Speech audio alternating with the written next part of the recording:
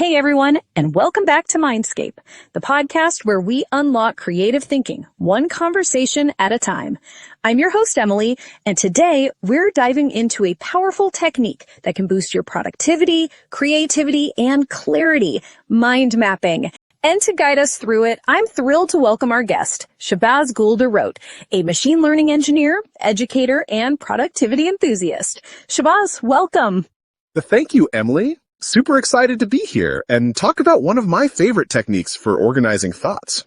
Let's get straight into it. So, for someone who's never created a mind map before, what is it really? A mind map is basically a visual representation of ideas branching out from a central concept. Think of it like a tree. The main idea is the trunk, and all related ideas, subtopics, and connections are the branches. It helps you think non-linearly, which is how our brains actually work. I love that analogy, tree. So how does someone start building a mind map? Step 1. Start with your central idea in the middle of a blank page. Let's say the topic is artificial intelligence. From there, draw branches for the main categories like machine learning, robotics, natural language processing, etc.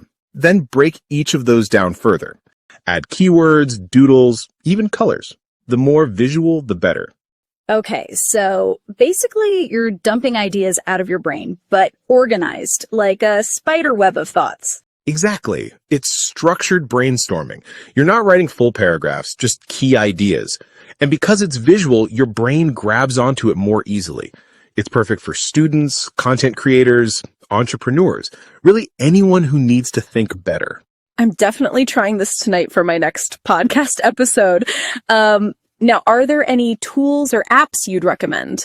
Totally. For digital mind mapping, tools like XMind, MindMeister, and Coggle are great.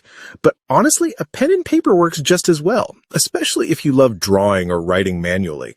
The key is to start simple and let your brain guide you. That's so helpful.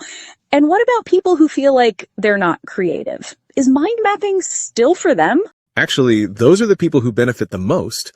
Mind mapping helps unlock creativity by showing you that your brain already has ideas. You just need a system to reveal them. Once you try it a few times, it becomes second nature. Beautifully said. So before we wrap up, final tip for anyone creating their first mind map today. Don't overthink it.